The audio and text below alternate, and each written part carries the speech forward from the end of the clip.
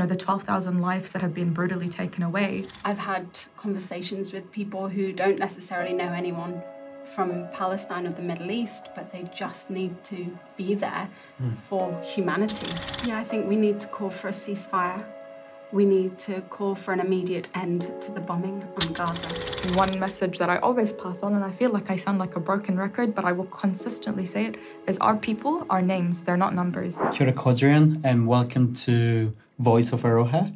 We are having a special interview today. I know that we closed the season with an amazing event where we celebrated our 4th anniversary, and it was really great to see a lot of final, friends coming together and celebrating and giving us the vibe that we come a long way. And we come a long way because we usually and potentially we cover topics that most people don't have the space to do.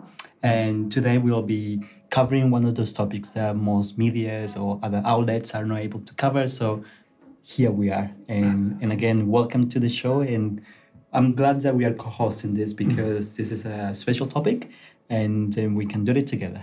Absolutely. Thank you, Luis. Like you mentioned, it was amazing. But again, there's events that sometimes going on in this world. We need to come back despite closings stuff because it's important to hear and amplify the voice of communities. Yeah, for sure. There's always like different events going on in the world, and then we are like, which one you cover, and it's so much going on, but this is special today. So without further ado, I do want to introduce our two guests today. That we have Shaymaa, welcome to the show, and we have Luara Agil, and welcome to the show, and thanks for making the time to come and just have a kōrero with us with what's going on back home and what are your views. And I know that we represent different institutions when we work, but here you are in your personal capacity, making your voice being heard. So welcome once again. Kia ora. Thank you. Yeah. How are you guys doing? That's a big question. It's a real conflicting time emotionally.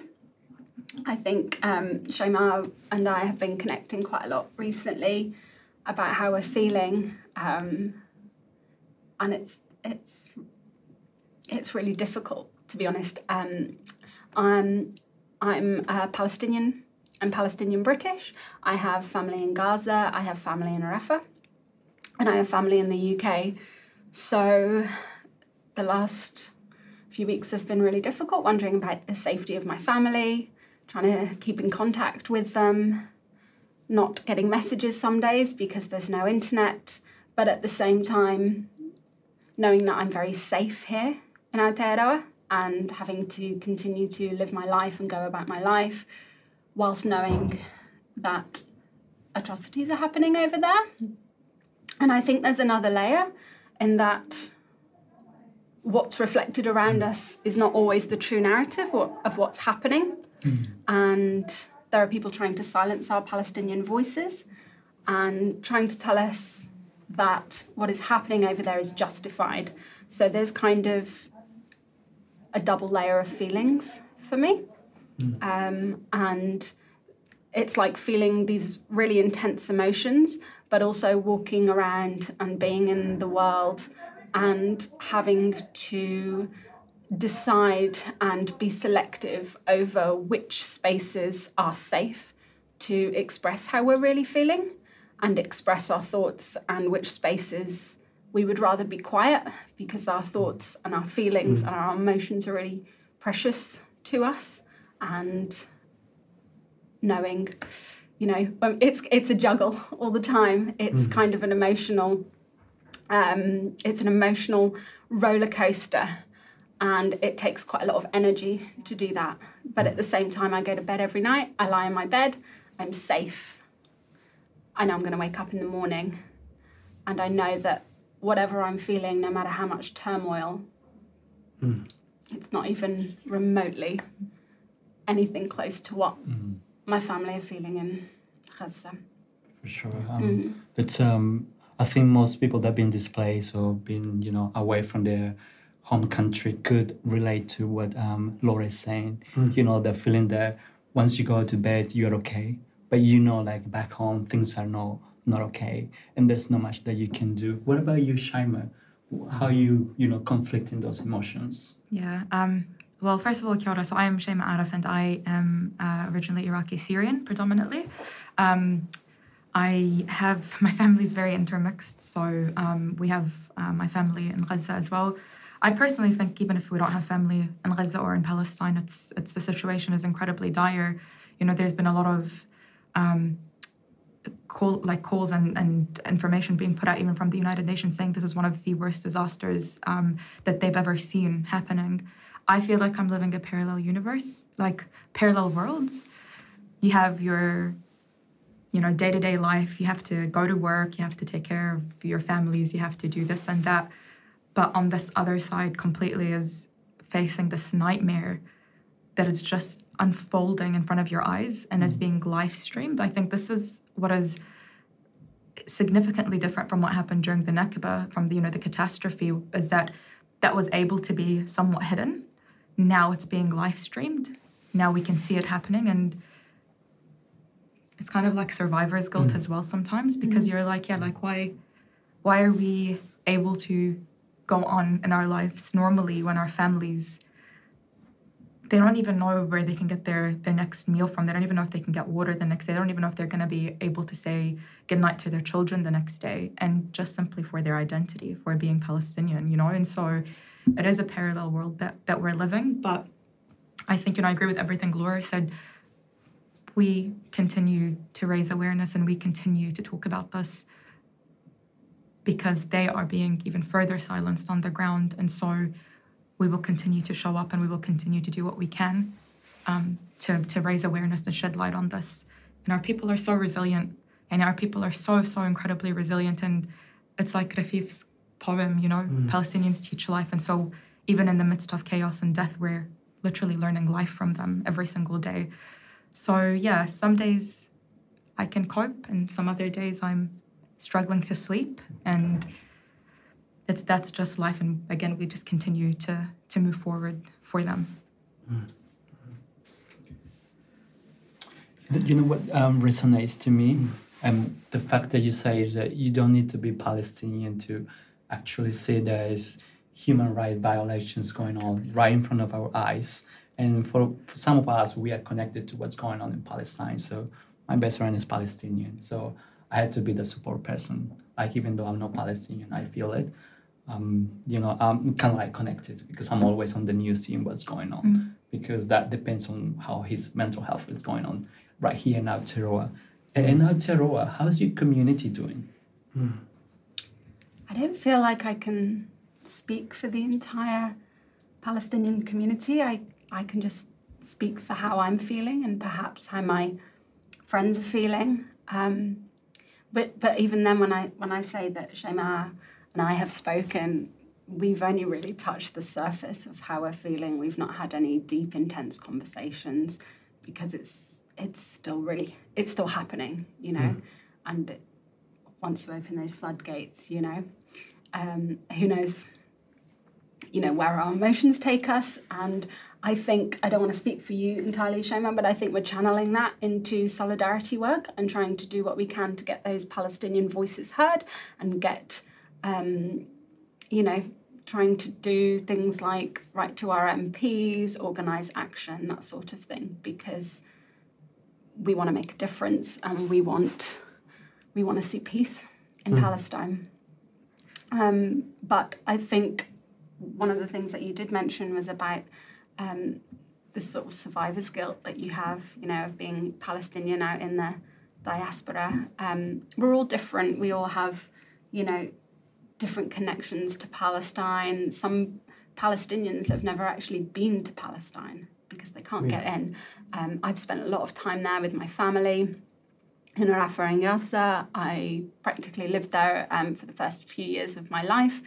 And I think it just as I said, really, it's just a very complex set of emotions. So I think everyone's connection, everyone's feelings are very different to it. But I think what is different now is this has been happening for decades, as we know. And many people have been shouting about the oppression and the occupation in Palestine for decades. And this feels very different now because all of a sudden the world knows what's happening.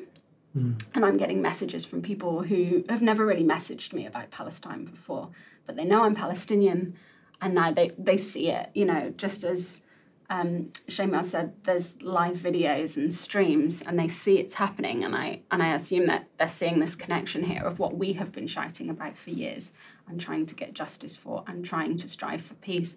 It's, you know, it's happening out there, and we're seeing that in the numbers of protests and the people who are just marching for Gaza, who perhaps never marched for Gaza before, and I think the real story is coming to light. It's always been there, but it's, you know, it's kind of just been normalized, sadly. But did you have a feeling, question for both of you, that the community is stronger in getting together because of what's going on? Like, does it unite you more and say, you know, instead of like working in silos, we need to come together and, you know, organize protests, you know, message of solidarity, writing to different MPs? Do you think that unity is stronger than ever before? I definitely think so. I've been hearing that a lot from people saying this time feels different than other times. And again, like, social media can be a curse, but I think in situations like this, it is a blessing, because even people that were on the fence before, when you're seeing you know, something unjust happen, when you're seeing something so barbaric happening, where people are being attacked, after Gaza has already been besieged for so long, like they've already been in an open air prison, right? Ghazawis have been in an open air prison. The situation under occupation is already terrible, let alone when, you know, entry and exit and things going in and out are difficult. But people have seen that, and they might be a little bit on the fence, you know, okay, we don't really know what's right, what's wrong. But when information goes out there and when you're seeing footage, it doesn't really matter what side of the fence you're sitting on, because you're seeing people being brutally tortured and their lives brutally taken away, and for what? And so I think that has caused this outrage and this sadness. And again, it goes back to the first point about you don't need to be Palestinians. And people from indigenous backgrounds all over have seen themselves in Philistinis. Tlangata Fanawa and Aotearoa have seen themselves in Palestinians, because obviously their ancestors have gone through the same thing. I've had people from Sri Lanka, from South Africa, from so many different places say this is so reminiscent and such a reminder of what my own, not even grandfather, like what my own parents had to go through during apartheid South Africa and during, you know, the ethnic cleansing, the Tamil ethnic cleansing. And there's just so many similarities there. And so I do feel like there's more solidarity. And just going back as well to how our communities are feeling, like obviously, yeah, we can't speak on behalf of all communities, but from what I'm seeing from the wider Muslim community, what I'm seeing from the wider Middle Eastern community, there is this absolute sadness and rage and mourning. And, you know, the 12,000 lives that have been brutally taken away, we are mourning them every single day. We're grieving them. And I'm not saying like you know, you grieve them one off. Like, no, it is grieving. Like, how can this happen to our people? I know people who are from Iraq who this has been incredibly re-traumatizing, because it has brought back memories of severe Western violence in Iraq during the Iraq invasion. And so they're standing up in support of Palestinians because they don't want anything that has happened to them to happen again. I've seen Syrians who have fled from the Syrian civil war stand up in support, because they said, never again, we don't want this to continue happening to our people. I've seen people across the board, and even Pakeha, to be honest, I've seen people grieving and just absolutely in tears, crying, and I think it's such a beautiful thing. I remember somebody came up to me, she was like a Pakeha woman, crying and says, I don't want to, you know, I don't want to take up space. I don't want this to be about me. And I told her, you're grieving, you're mourning. And that's such a beautiful thing, that you don't even have to be from the Middle East. You don't even have to be from Palestine. And you are grieving like they're your own brothers and sisters. And that is such an incredible and beautiful thing. So absolutely, I'm seeing more solidarity, not just in Aotearoa, just all around the world. And I'm just hoping that the momentum continues, because like Laura said, this isn't a one-off. Gaza has been under occupation for so long. Palestine has been under occupation for over 75 years. We want an end to all of this ASAP. Like, we don't just want to see Gaza freed. We want to see all of Palestine freed, and we need to see it freed. Yeah, no. So it just when I'm listening to these conversations have tapped me some like a thoughts, what's happening on, and to the question of Louise and what you tapped in, Shaymaa, on the solidarity in community. Are you seeing what we are seeing, that there is different topics that is also coming together in this situation? There is the indigenous rights, racism, etc., and etc. All this is kind.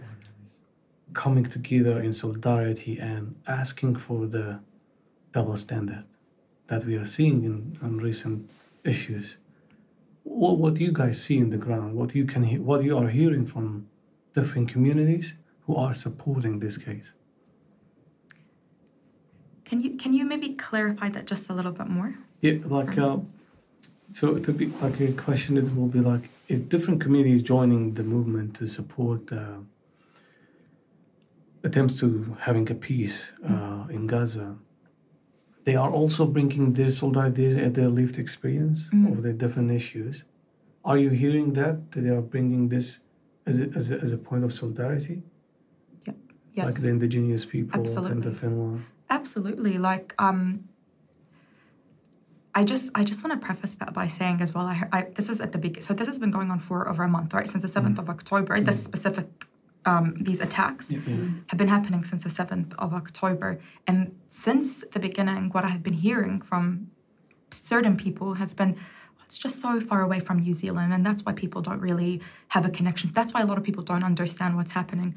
But almost, it's like, you know, you're saying almost every person I know either has a friend in Palestine, has a relative in Palestine who's been affected by this, has a friend in Aotearoa that's been affected by this. So it is closer to home than we think that it is, and everybody has a connection with it. There was a poetry night the other day, and people from all walks of life, from Yemen, from certain parts of Africa, from the Pacific, everyone had a connection to what is happening to Palestine.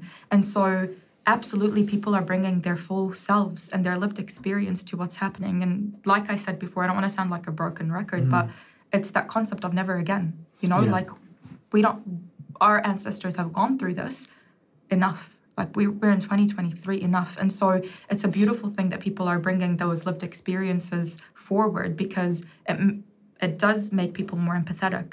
And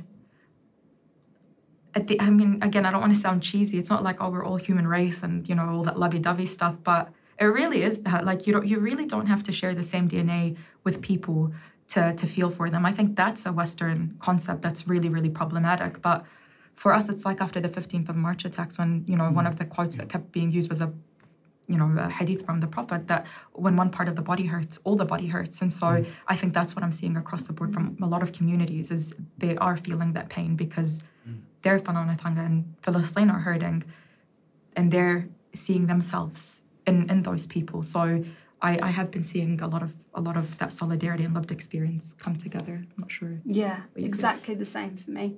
And just like you said, I think that term "never again" has been coming up so much. So we're having, you know, the marches and rallies and various events have been good spaces to connect with other people. And yes, there's been, you know, so many people who have a very lived connection and experience with what is happening, but also I've had conversations with people who don't necessarily know anyone from Palestine or the Middle East, but they just need to be there for humanity.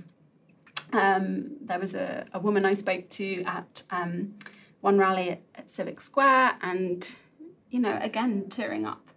And she just said she had to bring her children because she had to tell them what was happening and that it's not okay. And I think it was a form of education for her, and also as well as solidarity, to bring her children and say never again. You know, these things that you read about in history books, they're still happening now. Yeah. And much of the world is allowing it to happen and enabling it. And she just couldn't bear to see this. And we, similarly, a woman gave me some flowers once. A few weeks ago at an event where I read a poem, and, you know, I'd never met her before. She was clearly emotional, and I said, you know, thank you so much. You know, thank you for being here, because when we're all together in those spaces as one for humanity, for solidarity with Palestine, it's very moving. And, you know, just thank you for being here with us in this space. And she just said, I had to be here. And I said, who did you come with? And she's like, just me, you know. She just walked out the door and come to be with us for humanity, for Palestine. So I think we're just seeing people who are really getting wise to the situation and want to do whatever they can. Mm-hmm.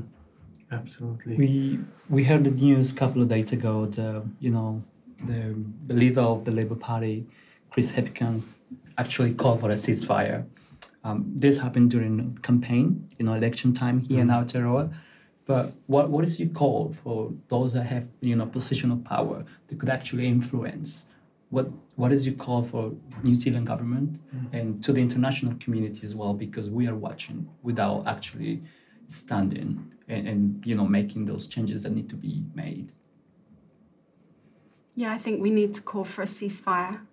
We need to call for an immediate end to the bombing on Gaza.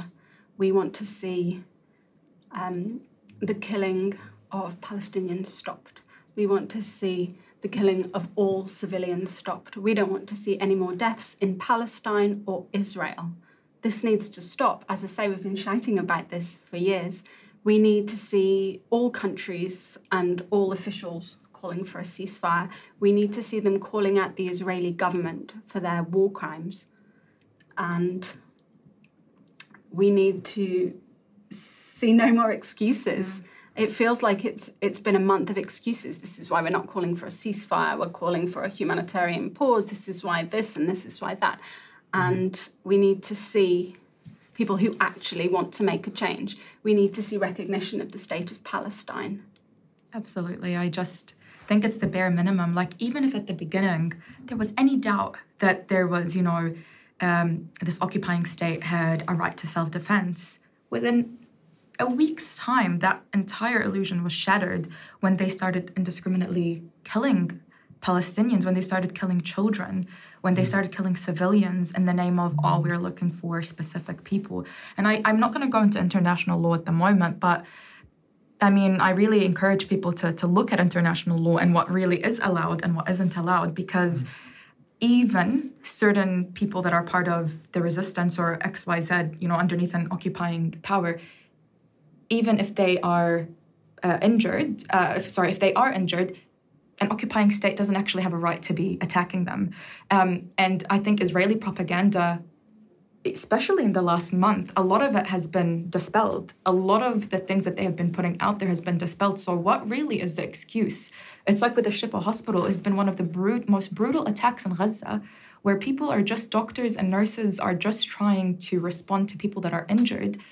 And, the Israeli occupying forces continue to say, there's a Hamas underground bunker, there's this, there's that, that's why we're trying to do it.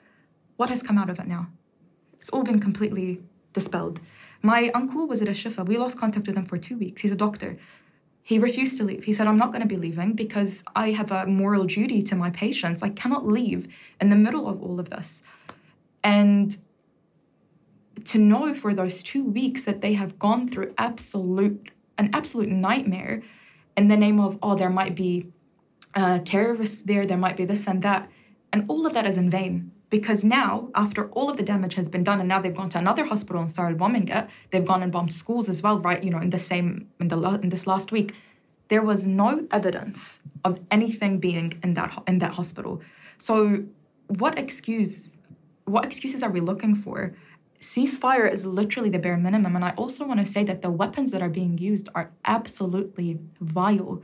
The weapons that I won't go into detail about it now, but I really urge people to actually look this up as well, are some of the most disastrous weapons I have seen. And that is why it has been really reminiscent as well, unfortunately, of the Iraq war, because the methods of torture and the violence that they're using, I just think is absolutely inhumane. And it is created for maximum impact, for maximum damage. And anybody seeing that with any ounce of humanity should be calling for a ceasefire. Yeah. Just on this topic about talking about people. So we got a question from a close friend. She's a professor at the university here. She's very, very attached to the situation, and also she's Jewish background.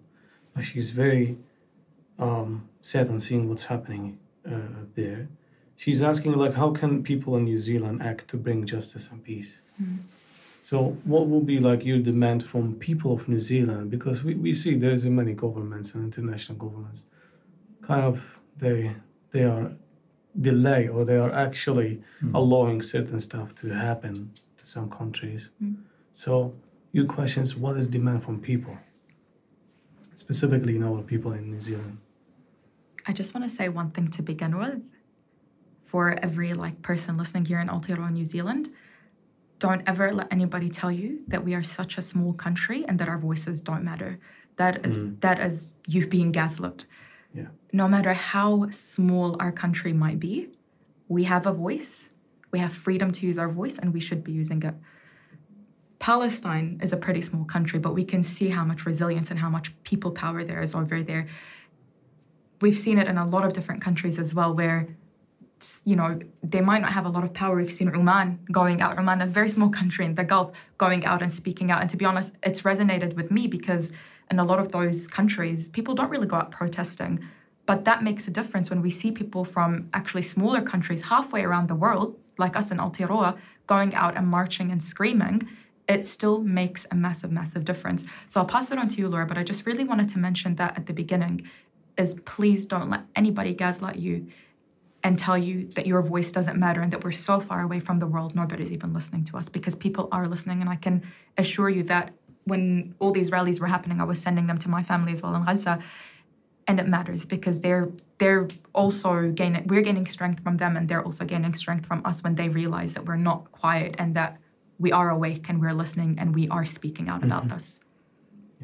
Yeah. I would say to anyone who is wanting to make a difference because of what you're seeing happening, show up wherever you can in any space. Show up and show solidarity in whatever way is important to you.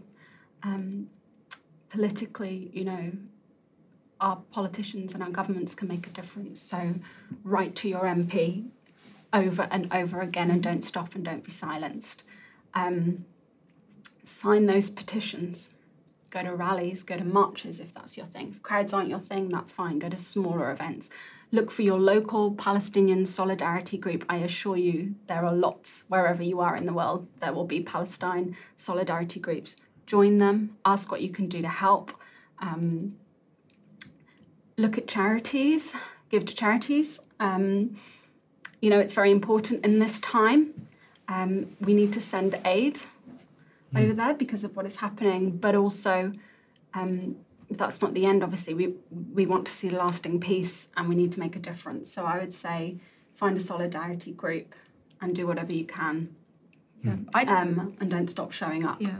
I'd also add, there's so many different ways to show up. I'd also say, again, social media, raise awareness, raise awareness. Don't stop the momentum. I know it gets tiring. Take a break, relax, take a week off, and then get right back onto it again. Raising awareness is super important. When I went to Palestine at the beginning of the year, I had been posting some of what I was seeing. And even then, even from friends who had gone to Palestine before, they said, well, I've never been to that area. I didn't know that much segregation was happening and that much apartheid existed. So, continue to use those platforms to raise awareness. And to be honest, even educating yourself about what's happening. It's not actually a complex issue, but, it's a complicated situation given that there's so many powers involved in this. So even taking the time to educate yourself and to really, learn and read, that is still showing up. That's still you actually, doing something for the kaupapa and making sure that history and present is living on through you and that you can in the future pass it on to other people. So there's just so many different ways of showing up. Like I said, there's no wrong or right way. Yeah. Find those reputable sources. Yeah. Learn about the history and learn about what's happening now. Yeah. If you're not sure where to look, again, contact your local solidarity group. They'll be able to point you in the right direction, and then have those conversations. Have that kōrero with friends, with family, and don't be afraid of it as well. I think people tell you that this is a really complex situation, and there are, of course, complex elements to it, but that term is often used to silence us so that people are too scared to have those conversations, and it becomes taboo to talk about it. But actually, humanity and human rights are not complicated. I don't even think this is a political issue in some ways. I don't think that fighting for human rights and for equity and equality should be a political issue. It should just be a given. So don't let anyone silence you, and have conversations with people. Ask around if you want more information, and fight for what's right. And don't let anyone stop you doing that. Yeah, absolutely. I'll put a plug in there for Decolonize Palestine as well. That's a good starting point, just to kind of give an overall picture of what has historically happened in Palestine, and decolonizes some of the myths that unfortunately has been kind of being spread around to silence individuals. So everything Laura said, and just, don't be afraid. I think I absolutely love it when people ask questions rather than assume or listen to one side. Absolutely. Well, we have I don't have more questions, but I'm aware of time that we have come to an end. But I really resonate what you said about don't ever believe that we're too small to be heard, especially in the international community, because once you go overseas and see what the expectations are about Aroha overseas in the international community, we play a role, and we have a huge role to do, and especially when it comes to human rights and defending what is right and calling out, people on their, on the things that are not quite right. Yeah. And I do want to say, that's what we pride ourselves with in Aotearoa. That's our whole public image, is we're this prosperous, peaceful, human rights-loving country. I worked as a asylum seeker lawyer before, so I used to represent asylum seekers through the refugee determination process.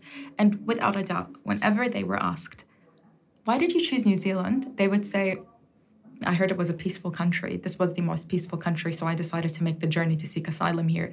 So we need to be living up to that kind of image that we're putting out there. When our representatives are going overseas and everybody's like, oh, it's like this Switzerland of the Pacific, and they're this and that. Let's live up to that expectation. We were so happy when we stood up against the Rwandan genocide. This is ethnic cleansing happening at the moment as well.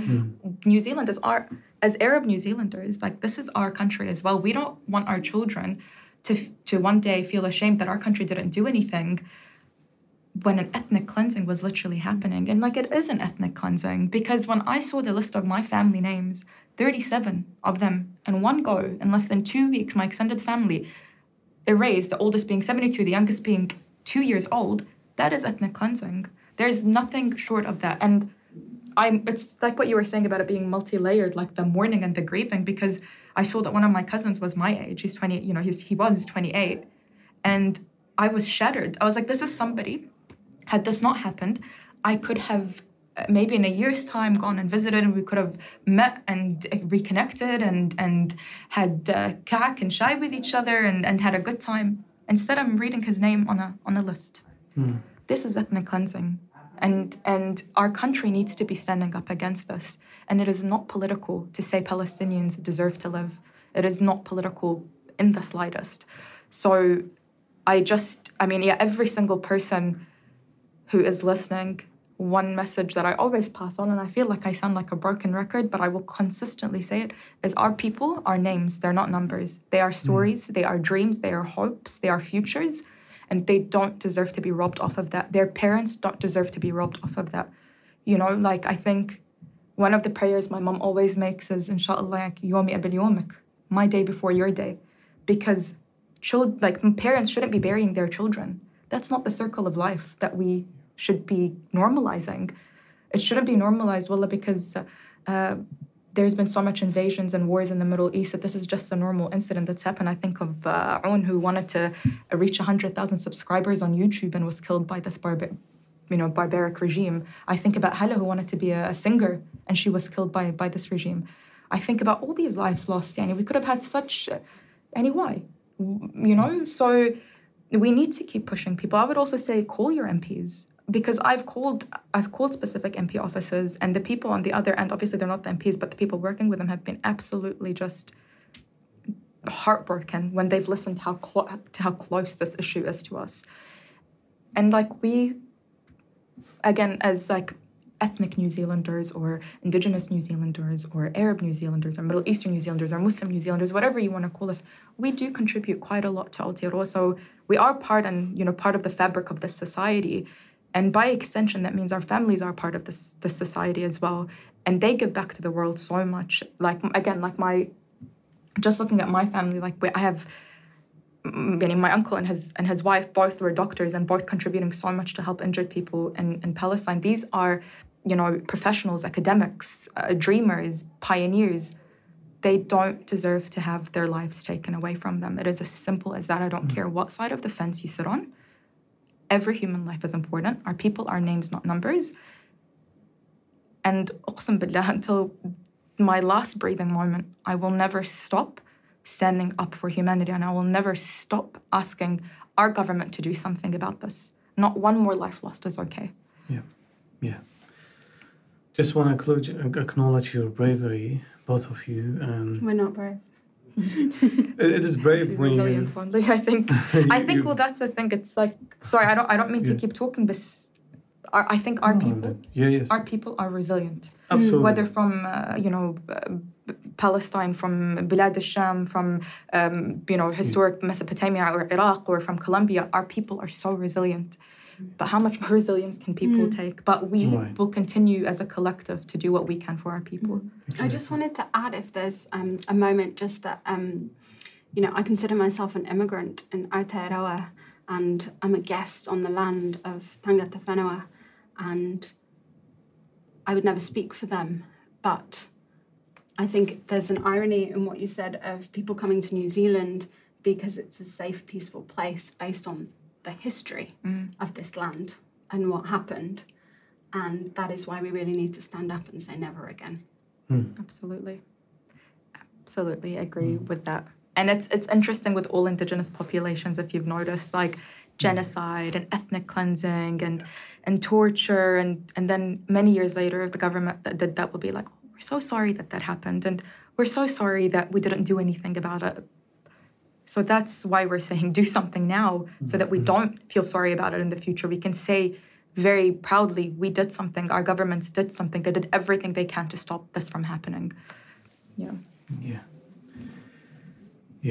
I think there's a conversation that we can take forever, but Absolutely. We are conscious of time, and I think we acknowledge you coming up and speaking out, because it's not an easy job. It's not an easy thing to say like, hey, this is what is happening.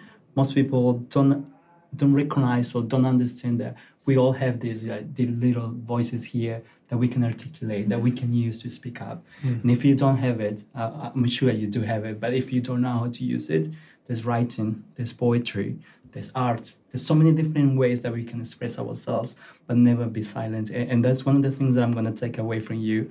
Never think that your voice don't matter, because they do. And it's absolutely beautiful to see two, Wahine Muslim, Middle Eastern, coming and speaking out, because this is a serious issue. It matters to them. And as you say, like, until the last day, you will be speaking out of this until, things are better for Palestinians, and they deserve it. Yeah. Absolutely. I know we passed a bit of time, but I'm very interested to tell just one last question. Because when I say you're brave, I am finding the strength. Where you bring your strength? Well, keep these activisms. How you build that strength while you still witness your family, your communities being murdered. For me, it's hope. And it's a belief that one day Palestine will be free and we will see peace in Israel and Palestine. I think the same thing. Literally, I was thinking دائما في أمل. When I worked at the refugee camp in Lasfas, in the middle of all the chaos and the damage there, I remember on the table, I was feeling so sad. On the table, it was written دائما في أمل. There's always hope. And I think that's why we have so much faith, is we have a hope that there's going to be a historical Palestine, and we know that, people will have the right to return. We don't know when it's going to be, but that's where we draw our hope from and our faith from. And of course, like we said, it's the resilience of our whānau back home, It's what they're going through, and the fact that they're still standing and still fighting and still wanting to put up that good fight, so that even if not in their lifetime they see a free Palestine, that in the next few generations they will see a free Palestine. So don't ever lose hope. I know sometimes it feels dark, but if you are seeing things in black and white today, I promise you, tomorrow you will see things in technicolor, because there's bound to be peace in the future, inshallah. That's the key, the hope. Again, thank you so much. Really, thank you from the heart for taking It's a privilege for us to have you here in the studio and having this kōrero. And through Voice of Aroha, we always amplify those voices. And how beautiful it is to listen from the people of the community itself, to talk about their stories, to amplify those voices about their whānau. And we come from different backgrounds. When we are listening, that is at least one thing we can do. While we already know, we also, for a reason, we come to this land. We have different things, but everything's happening there. It connects us there. And like you said, Shaymaa and the colleagues, that you don't need to be Palestinian or certain things to solidarity with any communities. Humanity. You need to be a human being. You need to be a human being. Sure. And that's our message for the people here, that peace and Aroha and hope, it's possible. It's very possible when we all humanity, we stand for each other. That's what we want. We need for each other. Absolutely. Thank you. Thank you again. Thank you, guys. Thank you so much.